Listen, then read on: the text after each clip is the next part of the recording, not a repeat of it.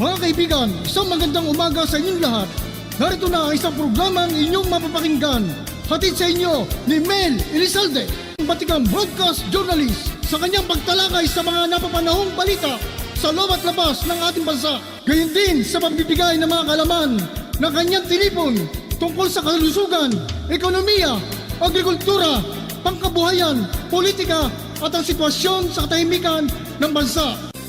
At ngayon, narito na ang guro ng palatuntunan, Mel Elizalde.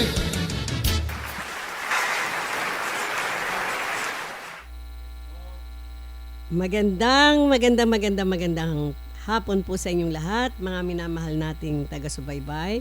At ngayon po ay araw ng Biyernes na naman, no? March 15, 2024.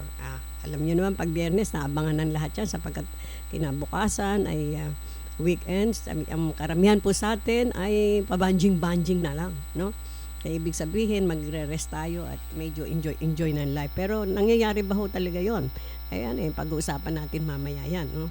Yung mga trauma. But then, ngayon po ay wina-welcome ko kayong muli dito sa ating programang Kadiskarte with your host, with your Kadiskarte Mel Elizalde po, mula sa Elizalde Broadcasting dito sa Calakhang, Maynila. Pero bago tayo mag-umpisa o magsimula, ay gusto ko pong i-congratulate, ang Philippine Army because they held on the 202 Camp Cabinti, Laguna, ang trauma risk management that was held in March 11 to 13, 2024. Ano po ba ang kahalagahan ng trauma risk management? Yung mga soldiers po kasi pag na-deploy sa mga traumatic events, alam niyo po they need help, no? Halimbawa po, na-deploy sila sa may gera-gera, barilan. Siyempre, matotrauma yan dahil yung kanilang mga pamilya, unang-una na alala nila, baka sila matigok na. Paano yung kanilang mga anak na pinag-aaral, etc. Daming problema, hindi po ba? At pagkatapos ng kanilang exposure, doon, kung sila man ay makaligtas doon sa kanilang mga traumatic experience na yon, need po nila na magkaroon ng trauma risk management o kaya yung TRIM na sinasabi na ginawa po ng Philippine Army, no? Kaya kino-congratulate po natin sila. Most important po yung trauma risk soldiers event at saka yung effect po nito na kapag ang soldier ay mahina ang training, ang event ay high intensity, no? Hindi po ba ganon? Kapag ang soldier mahina ang training, ang event po, kapag ang soldier mahina ang training, ang effect nito ay high intensity.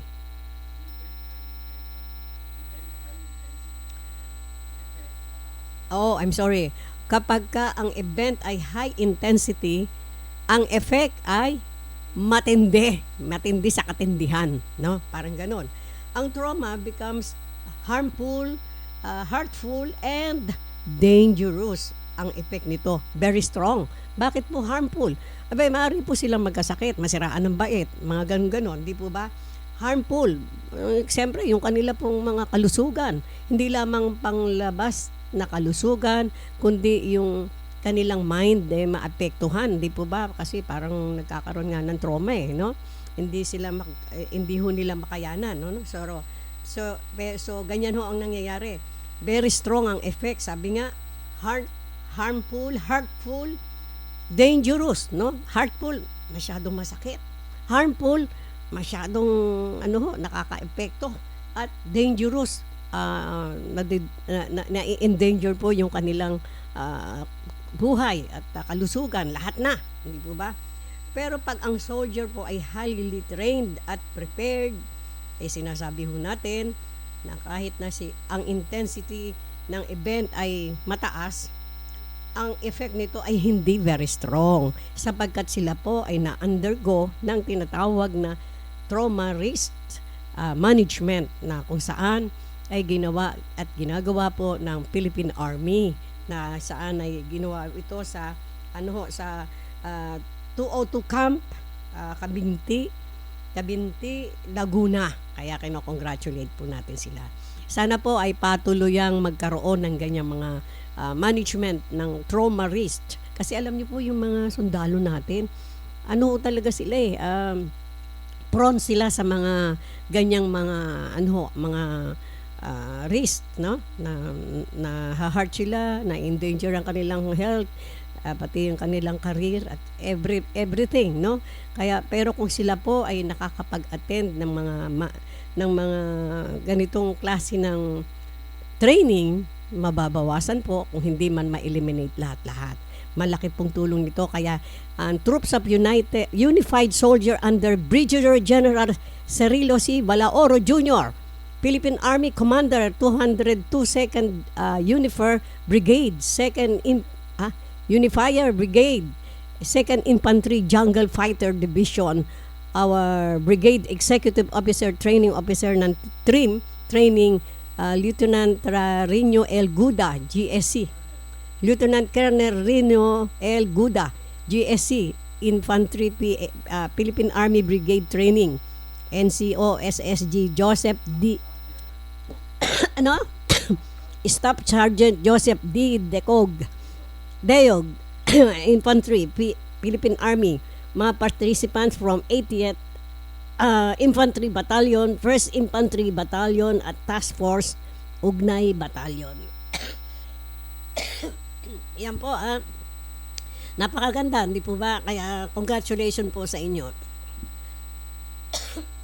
Hindi pa tayo masyadong kasi pangalawang araw pa lang tayo umiinom para dito sa mga nararamdaman nating mga saipon-saipon, no? Uso na naman ho ngayon yan Ayan yung mga larawan ng mga Infantry Brigade na umattend sa trauma risk management na pinamahalaan ng ating mga nabanggit. At syempre, ang ating trainer, walang iba kundi ang Mr. Brilliant Man. Walang iba kundi si Mr. Chot Velasquez. Yan, no? Ang galing.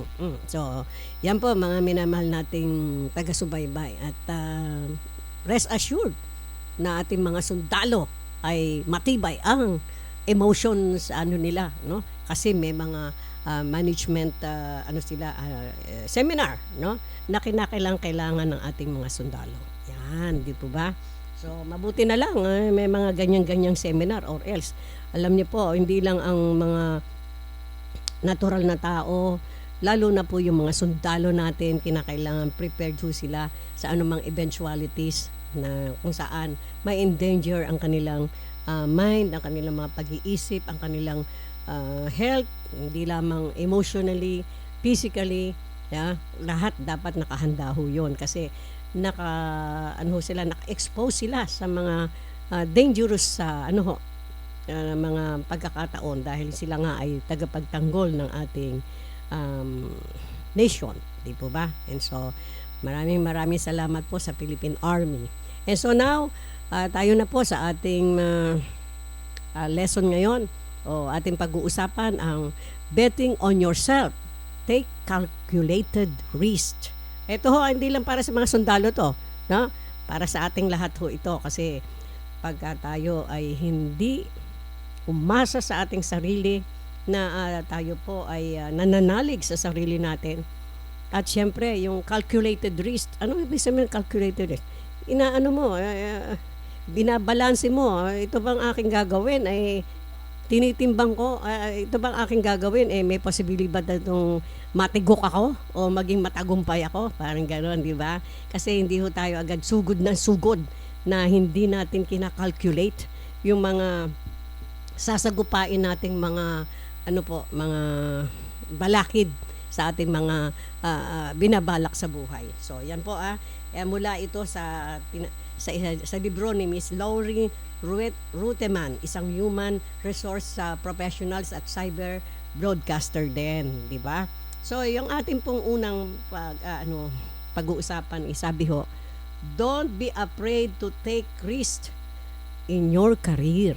Ayan. Tandaan niyo po huwag kayong magdalawang isip o matakot na sumabak sa inyong career na iniisip. Whether it's pursuing a new job opportunity or starting your own business, no? Kasi tayo pong mga tao, although tayo ay halimbawa nag-umpisa tayo as government employee or as a teacher or what, or making our new career pivot, yung meron tayong bagong project sa ating sarili, sa ating career, no? Eh, wag ho kayong magdadalawang isip doon. Basta make it a calculated risk. Ibig sabihin, wag naman tayo sugod ng sugod.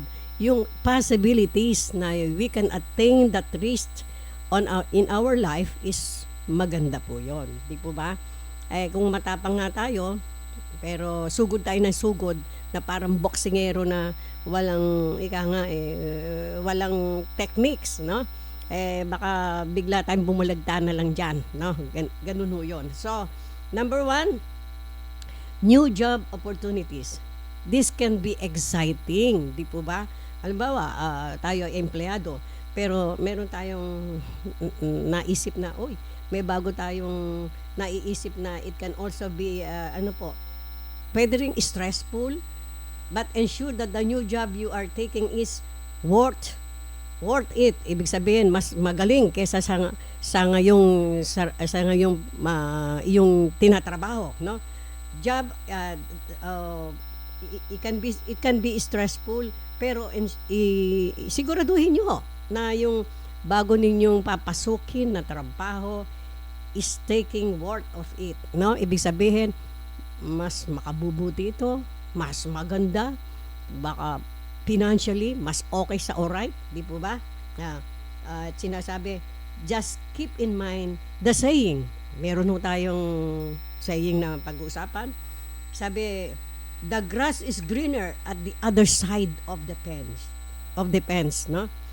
Sabi nga ho niyan, if the land must be more fertile or loaded with opportunity, why not, no?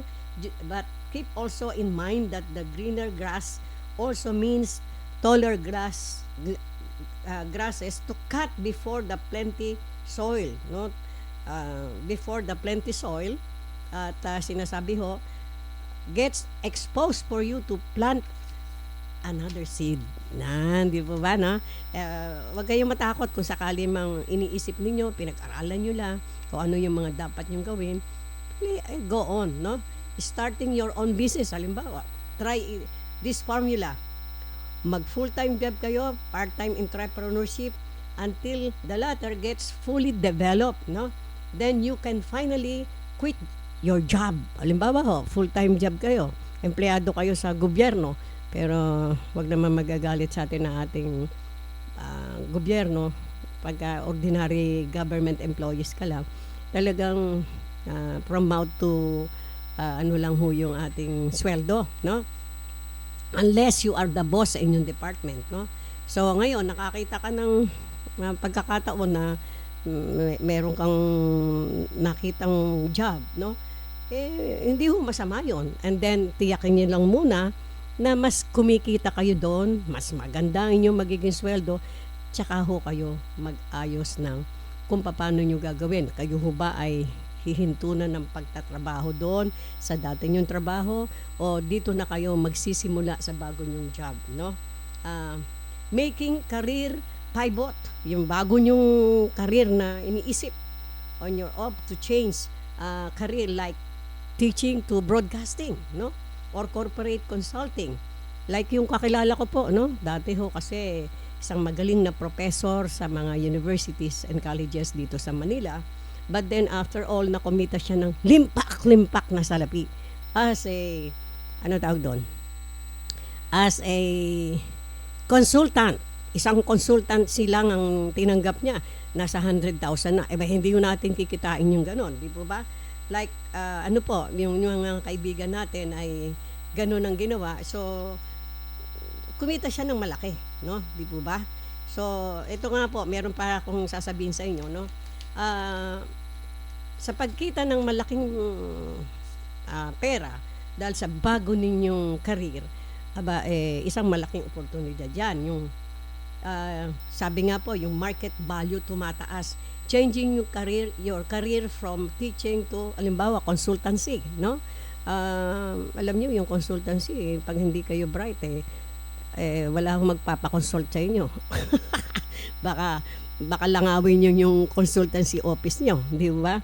Pero kung talagang you are, known for a very brilliant consultant, well, pila-pila balde ang mangyayari sa inyo yan.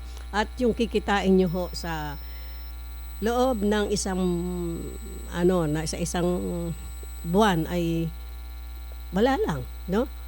Ay, kikitain nyo yung sa isang araw lang, no? 100,000 ng mga consultant ho ba yan? Alam niyo po ba yon?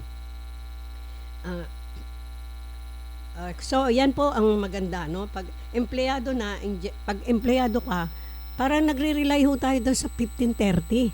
1530 yung sweldo natin eh. Sa 15 yung sweldo. Tapos sa tapusan ng mundo. Parang ganyan, no? Pinagkakasya ho natin yun.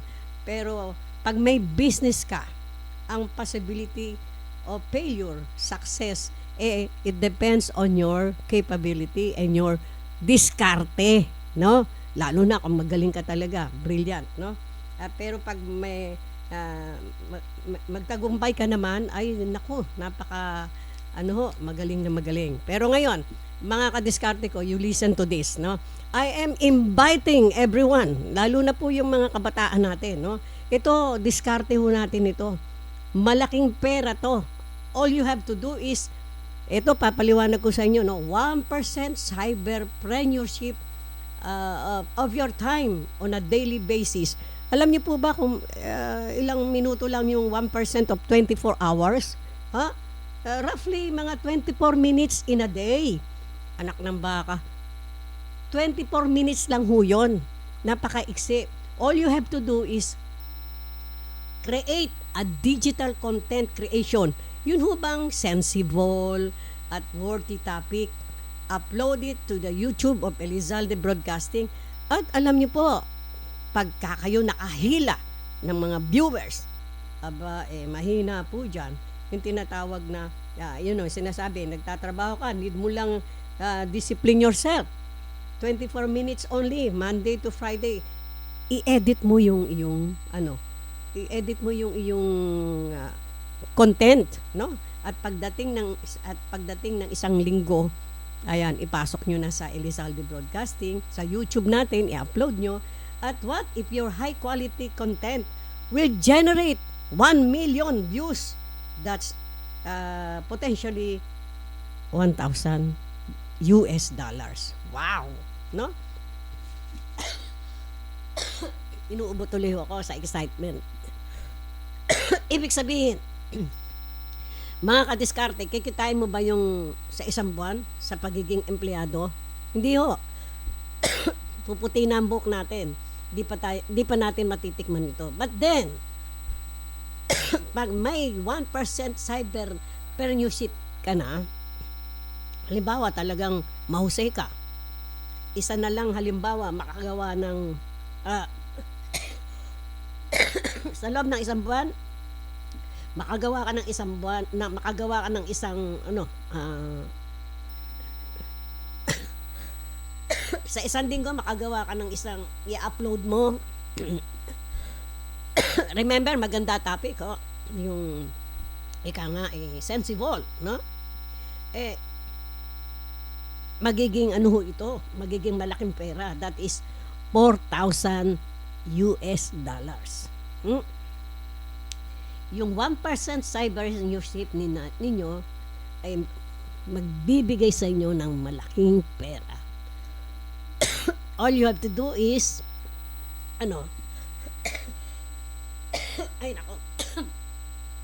all you have to do is spend at least 24 minutes every day. Paano nyo gagawin yun? Mag-upload ho kayo ng mga sensible subjects na may yung magagawa, no? With sensible topics. At pag yan ho ay pumutok sa YouTube ng Elizalde Broadcasting, makikita nyo naman kung paano ang dating nyo dyan. Kaya maganda ho yan. Kaya yun ho, inaanyayahan ko. Lalo na yung mga kabataan na very, anong tawag dito? Creative, no? Mga kabataan, mga estudyante, you join us sa ating 1% cyberpreneurship. 1% of your time, just spend 1% of your time daily. Sabi nga natin, inuulit ko ho, 1% of 24 hours is roughly 24 minutes every day. Sabihin nyo na lang, sa isang linggo, 2 beses kayo thank you anak, 2 beses kayong mag-upload nun, pero the subject is terrible, na magkikreate ng mga viewers na okay sa alright. Sa isang nyo lang, 1 million. Daig nyo pa ho yung isang mataas na opisyal sa gobyerno. Talinuhan nyo, at alam ko kayang-kaya nyo yun, lalo na yung mga nasa senior high school. So, yan tumutok kayo. Yung 1% cyberpreneurship natin, mag-isip kayo ng mga subjects na tatalakayin nyo, mag-upload kayo ng mga pictures, everything na sa palagay nyo ay dudumugin ng mga viewers. Sa bahay lang kayo, kikita na kayo ng dollars. Alam ko mga creative ang mga student. Lalo na yung mga senior students, alam ko mga Filipino students natin ay talagang brilliant to. So ngayon, ipakita nyo. Join us, no? You can contact us at our landline 8820-3805 or sa atin pong what do you call this? Facebook channel, no? Mag-message po kayo sa Elizalde Broadcasting at siyempre itong ating may landline nga tayo 8820-3805, cellphone number 0999 710-6898. So we'll be waiting for your response, mga senior student, at kahit na mo yung mga junior o senior citizen na meron talagang knowledge dito. Mas experience po kayo mga pagpunta nyo sa iba't ibang lugar, pag kayo ng mga subjects matter dito sa ating cyberpreneurship 1%, no? Sabi nga po, just spend 24 minutes of your time every day. Makagawa kayo ng mga ganyan and then i-upload nyo po sa ating YouTube channel sa Elizalde Broadcasting. At pag naghahatak po kayo ng viewers, that's a lot of money. And, easy money yan. Kasi, ang galing nyo, di ba? Yan. It depends on your galing at saka creativeness. Ayan ho, Wag kayong mamimix up dyan na nag-ano tayo. Hindi po ito ay katotohanan. Hindi po ito guni-guni. At sasabihin ko po sa inyo, pasasalamatan nyo ang Elizalde Broadcasting sapagkat magbibigay sa inyo ng pera. Yes. So, alam niyo po ba yun? Kaya we are, we are inviting everybody. Sana all, no? Kayong lahat, no? Lalo na yung mga estudyante natin na sa senior high. At syempre, yung mga katulad nating mga senior 60s na pero mga professionals. Magagaling yan. Punong-puno tayo ng mga experiences, no? Single parents also, you are welcome. Ayan po, naghahanap kayo ng income. Ito na, binibigay po namin sa inyo, easy money, no? At you can calculate your income. Kayo mismo, makakalculate nyo kung magkano yung kikitain nyo. Dahil makikita nyo yung number of viewers nyo. Hindi po ba? Pag nakita nyo yan, palakpakan nyo inyong mga sarili.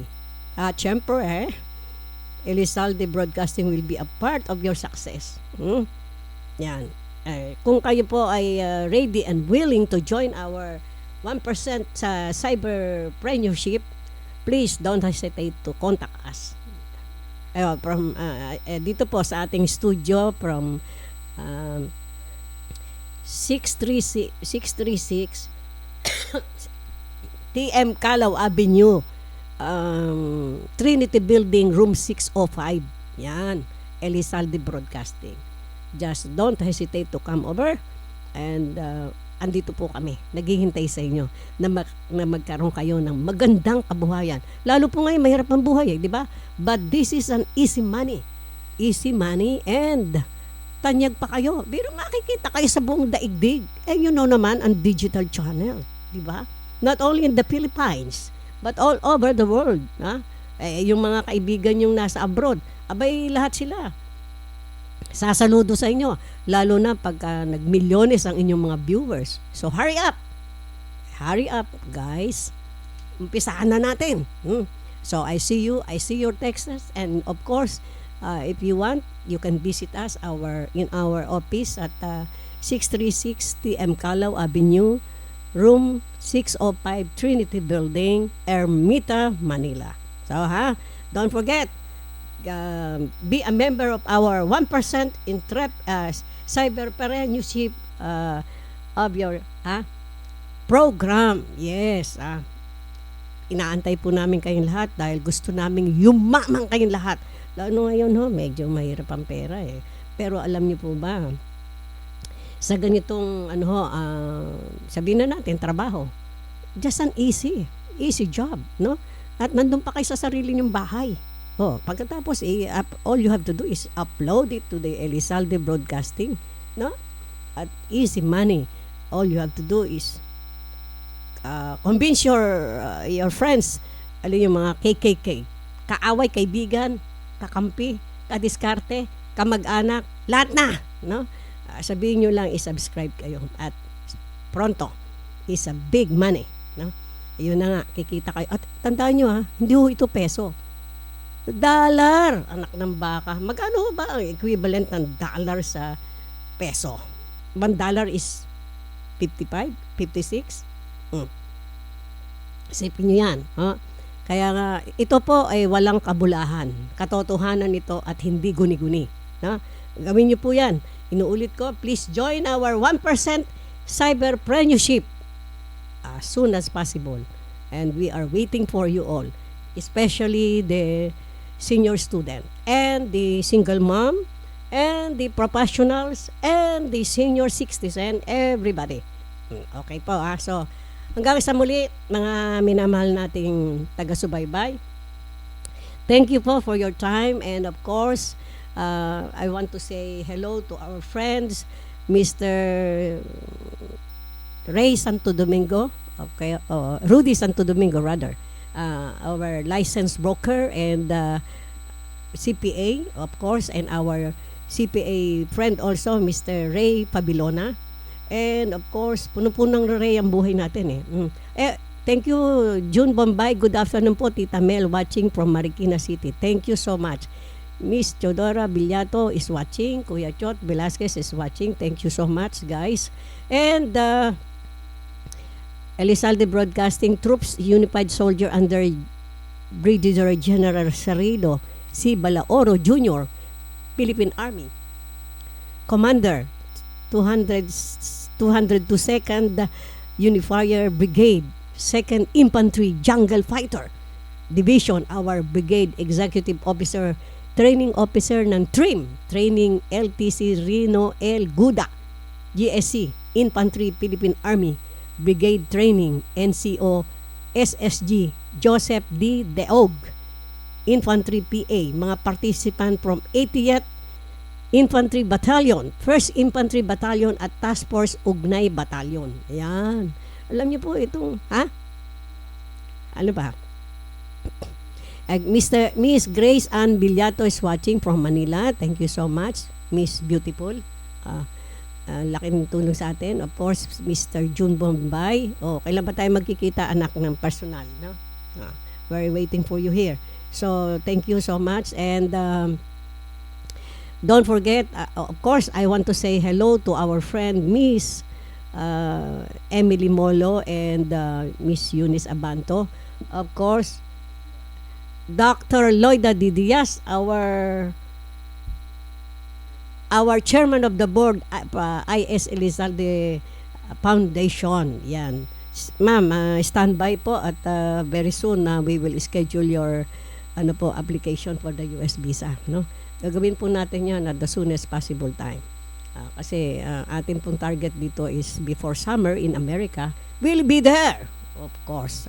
So, thank you so much. And of course, I want to say hello to to Architect Mike Guevara, ang pinakagwapong architect sa Manila.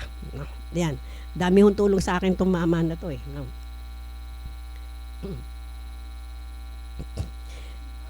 Yeah, of course, our good friend, Mr. Sammy Gabot Asintado. Sir, hindi ko kayo nakakalimutan, alam niyo yan. Kaya lang medyo yung ating pong nagkakaroon pa ng yung ating technical dito hindi pa masyado dahil yung mga on the job training natin mga estudyante will be saying goodbye ako din parating wala dito dahil inabutan na umanta kasi ako sa sa isang malakihang awit konserto kung kaya to minamalat ako ngayon lang ako nakaka-recover. But then of course sir, namimiss ko po yung partnership natin. Very soon mga kadiskarte ko, makakasama natin muli si Mr.